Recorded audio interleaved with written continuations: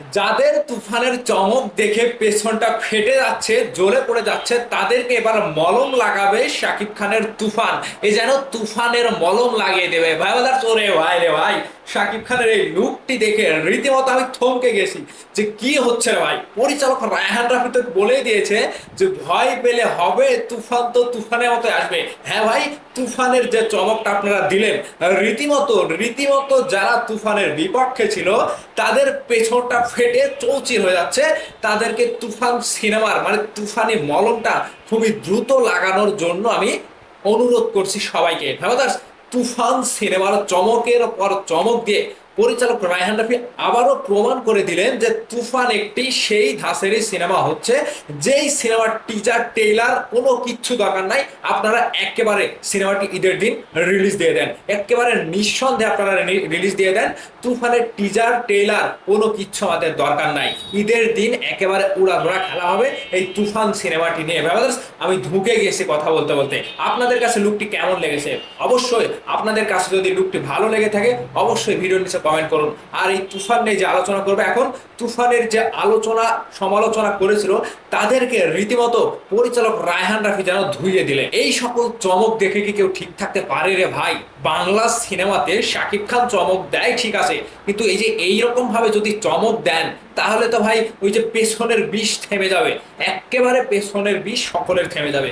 আমার মনে হচ্ছে ইতোমধ্যেই যারা তুফান নিয়ে টোলবাজি করেছিল, যারা তুফান নিয়ে মাতলামি করেছিল, যারা তুফান নিয়ে বড় বড় কথা বলেছিল, তাদের কিন্তু একেবারে কলিজা শুকে গিয়েছে, তাদের গলা শুকে গিয়েছে তুফানের এই লুকগুলো দেখে।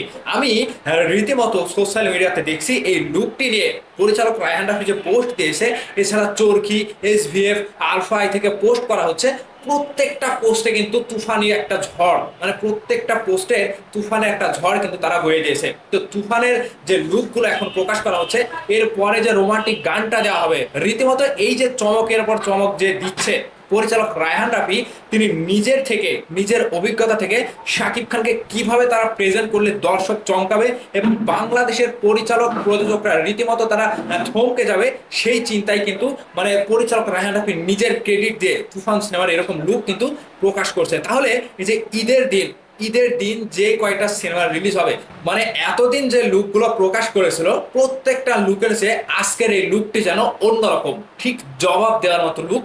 শাকিব খানের তুফান সিনেমাটি নিয়ে 19 সংগঠন, প্রযোজক সমিতি, পরিচালক সমিতি, চলচ্চিত্রের এফডিসি যে কয়টা সংগঠন ছিল তুফানের বিরুদ্ধে কথা বলছিল, তাদের জন্য যেন এটা একটা উচিত জবাব। এবং এই যে ঈদের দিনকে যাদের সিনেমা রিলিজ হবে, আমাদের পরিচালক প্রযোজক টাকলা সাহেবের যে সিনেমাটি, সেই সিনেমার উচিত জবাব দেওয়ার জন্য কিন্তু এই লুকটাই যথেষ্ট।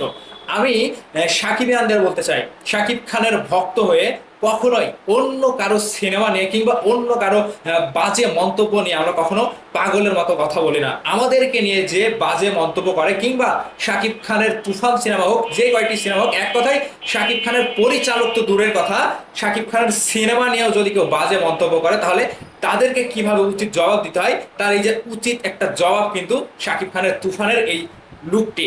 তো ভাইবাস, আপনাদের কাছে আমি অবশ্যই প্রশ্ন রাখবো যে তুফান সিনেমার যে কয়েকটি লুক প্রকাশ হয়েছিল, প্রত্যেকটা লুকের চেয়ে, টিজারের চেয়ে, গানের চেয়ে আজকের এই লুকটি রীতিমতো অন্যরকম পর্যায়ে সাড়া ফেলেছে। এই বিষয়টি আসলে আপনাদের কাছে কতটুকু ভালো লেগেছে ভিডিওর নিচে কমেন্ট করে অবশ্যই জানাবেন। ভালো থাকবেন, ধন্যবাদ সম্পূর্ণ ভিডিওটি দেখার জন্য।